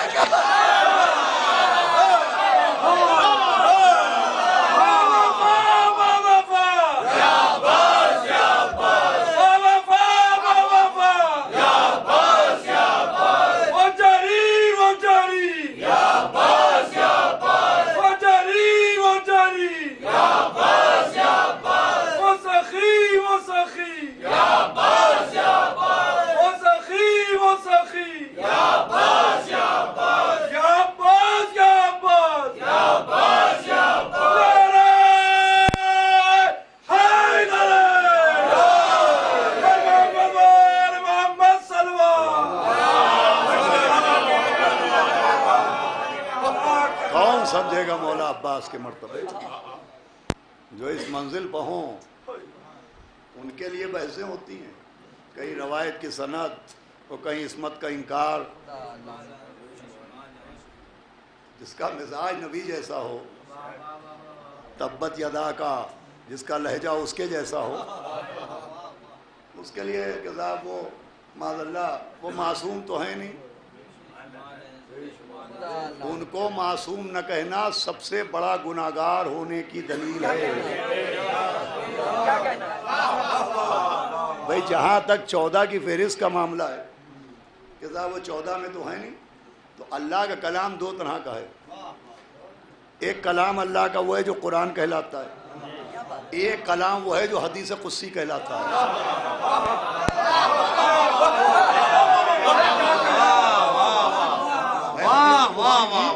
اللہ ہی کا تو کلام ہے, نہ جانے کتنی یہ حدیثیں جسے حدیث قدسی کہتے بیان ہوتی ہے. لولا کلمہ خلقت الافلاق, اے نبی آپ نہ ہوتے تو افلاق نہ ہوتے. یہ کیا ہے؟ حدیث قدسی. اللہ نے کہا کہ علی اگر ساری دنیا آپ کی ولایت پر جمع ہو جاتی, لما خلقت النار, تو میں جہنم کو خلق ہی نہ کرتا. یہ کیا ہے؟ حدیث قدسی.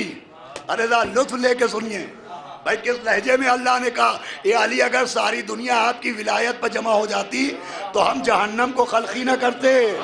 اس کا مطلب اللہ نے جہنم بنایا نہیں ہے, منکرین ولایت نے بنوایا.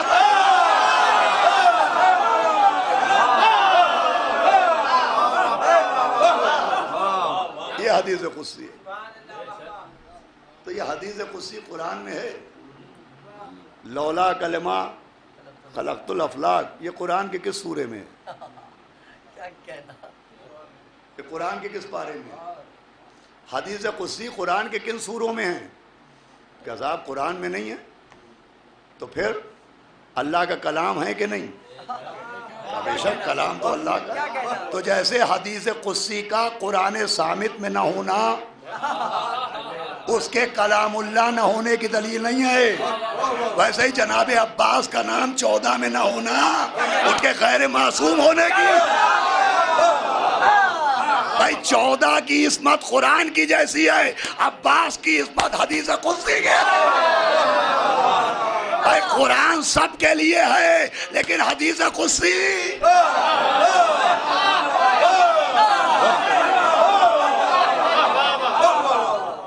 قرآن سب کے لیے، یہ ہے عزیزان گرامی مسئلہ۔ اور یہ تو ہماری سوچیں ہیں، ہماری فکریں ہیں جو ہم جناب عباس کے لیے سوچتے ہیں۔ ہم نے جناب عباس کو اپنی عقل کے مطابق سمجھائے، ان کی عظمت کے مطابق نہیں سمجھائے، ہم نے اپنی عقیدت کے مطابق سمجھائے۔ اس کی دلیل ہے وہ ختم ہو رہی گفتگو کہ چوتھے امام نے فرمایا کہ روز محشر جب اللہ ہمارے چچا جناب عباس کے رتبے کو ظاہر کرے، اس کا مطلب جناب عباس کا جو مرتبہ ہے اب تک ظاہر ہی نہیں ہوا ہے۔ عظمت عباس کے کعبے کے اوپر ابھی غلاف پڑا ہوا ہے۔ جب اللہ عظمت عباس کے کعبے سے غلاف ہٹائے گا تو چوتھے امام فرماتے ہیں تمام شہداء و صالحین غبطہ کریں گے کہ کاش یہ مرتبہ ہمیں ملا ہوتا۔ وہ مرتبہ ہے مولا عباس کا۔ اور جناب سکینہ سے وہ نسبت ہے، میں نے عرض کیا تھا کہ جو قرآن و اہل بیت کا ساتھ ہے وہی ذکر عباس اور ذکر سکینہ کا ساتھ۔ جیسے قرآن و اہل بیت ایک دوسرے سے جدا نہیں، ویسے ہی مولا عباس کا نام آئے گا۔ ابھی کل بی بی کی شہادت تھی تو خالی یا سکینہ اور ہائے سکینہ کہہ کے ماتم نہیں ہو رہا، ہائے سکینہ ہائے عباس، ہائے سکینہ ہائے عباس۔ کیا معاملہ ہے، سوچئے بستر پر تو رونے کے لیے بہت ہے کہ جہاں جہاں بی بی سکینہ کا نام آتا ہے وہاں وہاں جناب عباس کا نام آتا ہے۔ اور پھر خالی یہ لکھنؤ یا پرانے لکھنؤ یا ہم آپ کی بات نہیں، آپ دنیا کے کسی کونے میں جائیے تو جناب سکینہ اور جناب عباس سے عجب لوگوں کو عقیدت ہے۔ میں ایک واقعہ پڑھ چکا ہوں، پھر پڑھتا ہوں کہ حیدرآباد کا ایک قافلہ زیارت کے لیے گیا۔ دعا کیجئے جتنے بھی زائرین زیارت کے لیے روانہ ہو چکے ہیں وہ بھی منزل تک پہنچ جائیں، اور جتنے آمادہ سفر ہیں سب جناب عباس کے علم کے سائے میں مولا عباس انہیں لے کے جائیں اپنے پرچم کے تلے، اور وہ زیارت ابا عبداللہ سے اور تمام زیارات سے مشرف ہو کے واپس آئے۔ ایک قافلہ کربلا گیا اور صدام ملعون کا زمانہ تھا، اور مولا عباس کی اصل قبر مطہر جو سرداب میں ہے، جیسے مولا حسین کی اصل قبر سرداب میں ہے ویسے ہی مولا عباس کی بھی قبر تہہ خانے میں ہے، سرداب میں ہے، اور چاروں طرف پانی طواف کرتا رہتا ہے، ایسا لگتا ہے جیسے قدموں سے لپٹا معافی مانگ رہا ہے۔ تو تعمیر ہو رہی تھی کچھ، تو زائرین حیدرآباد کے تھے، انہوں نے دیکھا کہ مزدور تہہ خانے میں سرداب میں آ رہے ہیں جا رہے ہیں، تو ان کا دل تڑپ گیا کہ کاش اسی بہانے ہم بھی مولا عباس کی اصل قبر کی زیارت کر لیں۔ تو انہوں نے مجاوروں سے گزارش کی، القصہ مختصر اجازت ملی کہ جلدی سے جائیے اور زیارت کر کے واپس آئیے۔ اب سوچئے ہم علم دیکھتے ہیں ہمارا کلیجہ پھٹ جاتا ہے، اب مولا عباس کا نام آتا ہے ہماری آنکھیں نم ہو جاتی ہیں۔ جنہوں نے اپنی آنکھوں سے اصل قبر دیکھی ہو اور قبر کا طواف کرتا ہوا پانی دیکھا ہو، کوئی بے ہوش ہو گیا، کسی نے اپنا سر پھوڑ لیا، کسی نے گریبان چاک کر لیا، لیکن ایک زائر ایسا تھا کہ جس نے جلدی سے پانی کا ایک برتن، ایک بوتل نکالی، اس پانی کو برتن میں محفوظ کر لیا۔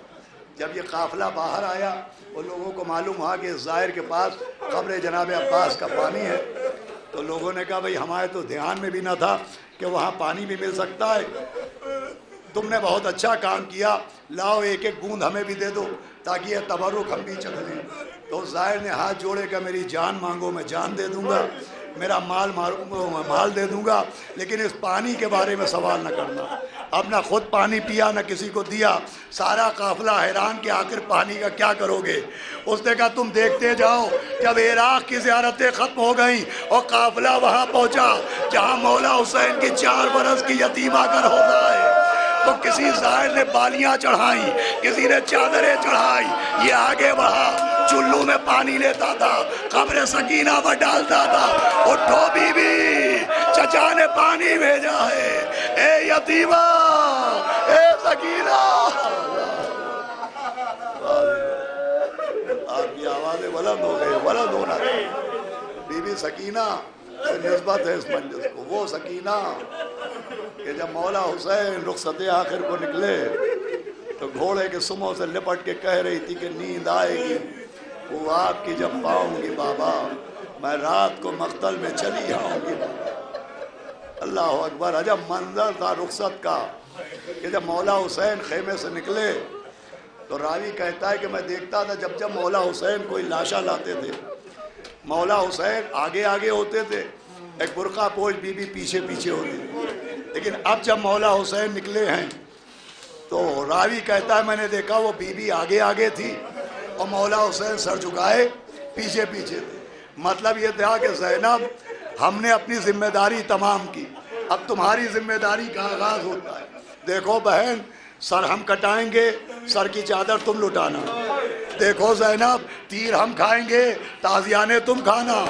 زینب، اصغر کی قبر ہم بنا چکے، سکینہ کی قبر تم کو بنانا ہے۔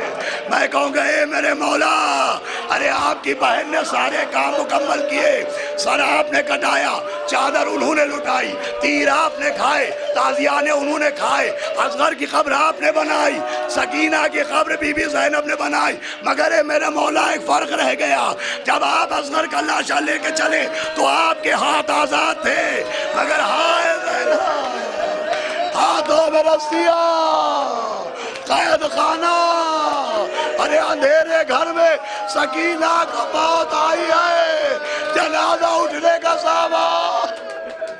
ماشاءاللہ، آواز بلند، 2 منٹ مجلس تمام۔ کیا منظر تھا قید خانے کہ بی بی سکینہ پہلی مرتبہ سوئیں۔ کیا مرثیہ خانوں کی زبان میں تاثیر ہے کہ عجب عجب منظر نظم کیے، اس کا موقع نہیں ہے ورنہ میں بیان کرتا، بہرحال مختصر عرض کر رہا ہوں۔ بی بی سکینہ سوئیں اور سونے کے بعد اٹھی، آواز دی پھوپھی اماں میرا بابا مجھے لینے آیا۔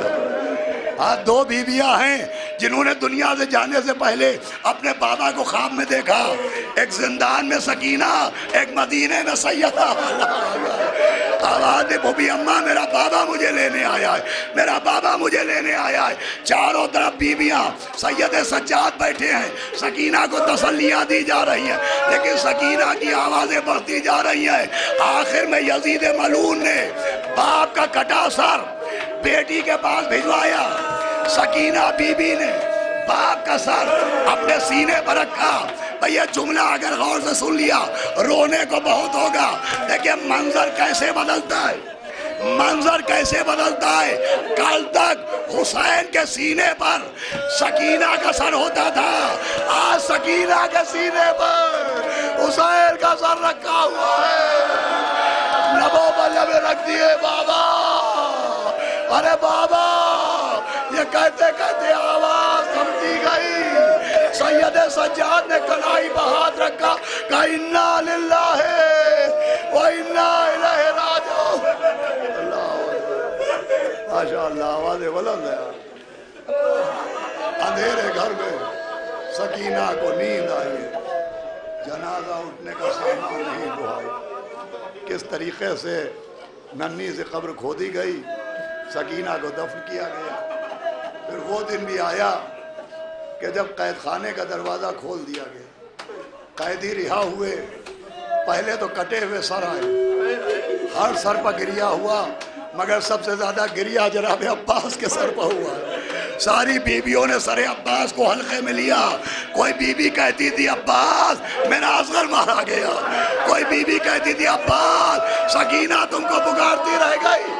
تھوڑی دیر بابا مجلس تمام، لٹی ہوئی چادریں آئیں، بی بی زینب نے چادریں تقسیم کرنا شروع کی۔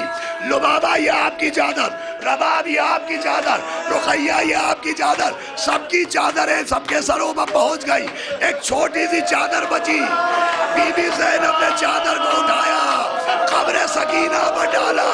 اٹھو سکینہ، چادر بھی آ گئی،